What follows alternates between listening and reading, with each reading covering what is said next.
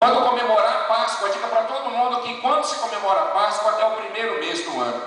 Diga para toda a congregação de Israel, aos 10 deste mês, cada um tome um cordeiro para a sua família, um cordeiro para cada casa. Mas se a família for muito pequena para um cordeiro, então convidará ele o seu vizinho mais próximo, conforme o número das pessoas, conforme o que cada um puder comer, fareis a conta para o cordeiro. O cordeiro ou cabrito será sem defeito, o macho de 1 ano, o qual tomareis das ovelhas e das cabras.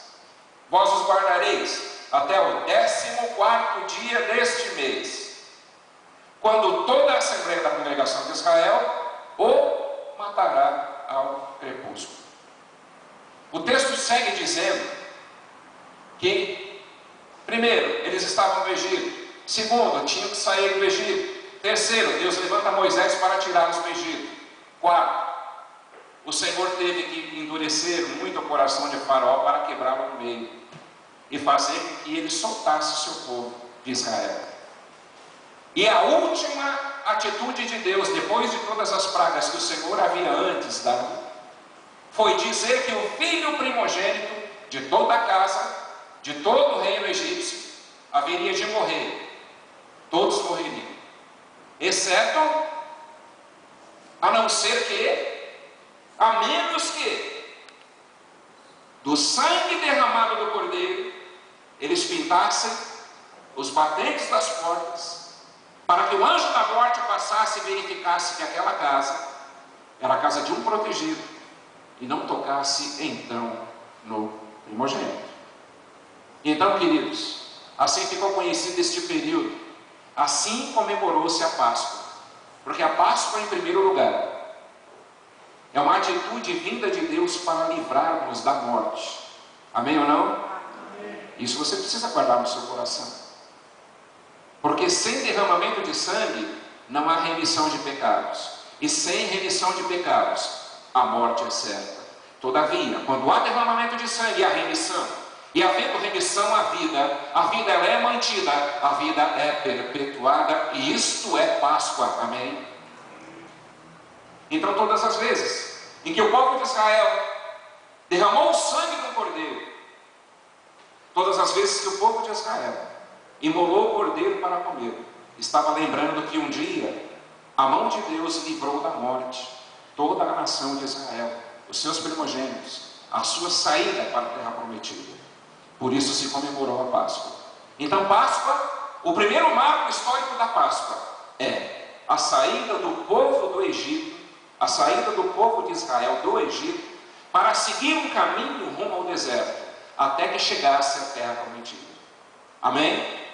Esse é o primeiro marco. Eu queria trazer um princípio bíblico desse texto de Êxodo 12, para que você carregasse no seu coração. Assim como o povo de Israel estava no Egito, nós somos o Israel de Deus nesta terra. O Egito era o jugo do pecado que nos foi imposto por Satanás. Porque Satanás, ele sempre quis que eu e você vivêssemos amarrados ao pecado, vivêssemos sendo iludidos pelo pecado. Mas quando recaiu sobre as nossas vidas o sangue de Jesus, o anjo da morte passou longe de nós. Por isso nas nossas vidas não há nenhuma cobrança. Mas existe uma coisa: o deserto é este mundo pelo qual temos que passar.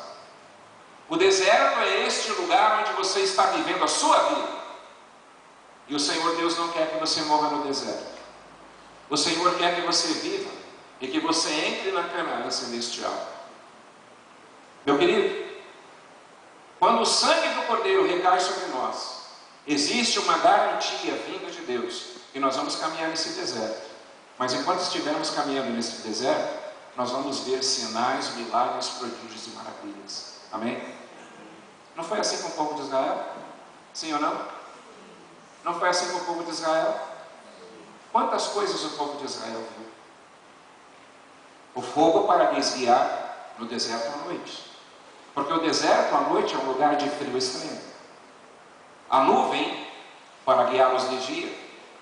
Porque o mesmo acontece, o mesmo em extremo acontece quando é dia, um calor intenso e uma nuvem para cobrir. E a mesma nuvem que cobria era a nuvem que direcionava o caminho. Que lição nós podemos tirar, queridos, disso?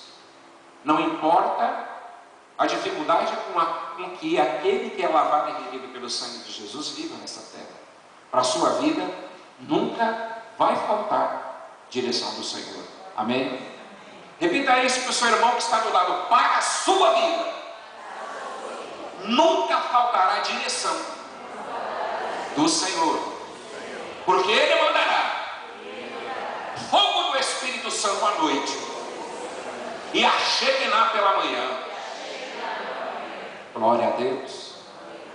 Está entendendo um pouquinho mais agora do que é Páscoa? Você compreende o que é Páscoa? Ela nasce de uma situação em que a morte era certa. Nasce de uma situação onde todas as notícias eram ruins.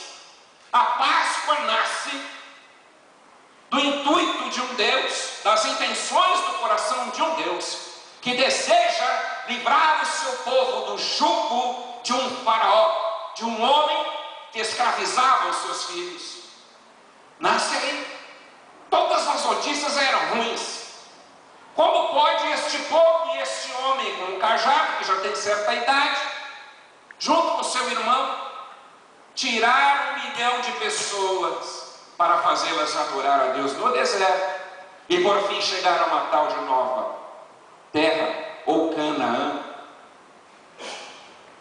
Como pode um homem e o seu cajado vencer os exércitos de Faraó, poderoso que é, com todas as suas vidas, com todo o seu staff, poderosos na batalha, experimentados em outras guerras? Como poderemos vencê-los? Mas o Senhor começa, queridos, de modo muito didático. Deus dá ao povo 10 lições de como arrebentar no meio do coração de um faraó. Às vezes na vida da gente, nós queremos aprendizado de Deus vindo na hora. Mas às vezes você tem que passar por 10 lições. Por 10 coisas que Deus deseja fazer na tua vida, para que na 11ª você alcance o objetivo que Ele tem para a sua vida. Por isso que a palavra de Deus diz assim, que a tribulação, que é aquilo que arrepia todo crente. A palavra tribulação, ela é horrível. A palavra tribulação, ela marca. E o crente, ele não quer nem ouvir falar na palavra tribulação. Mas é esta tribulação que vai produzir em você paciência para passar por cada uma das lições, até a 10ª. E assim cada praga. Foi um modo didático com que Deus tratou do seu povo. Cada praga mostrou a mão de Deus para o povo.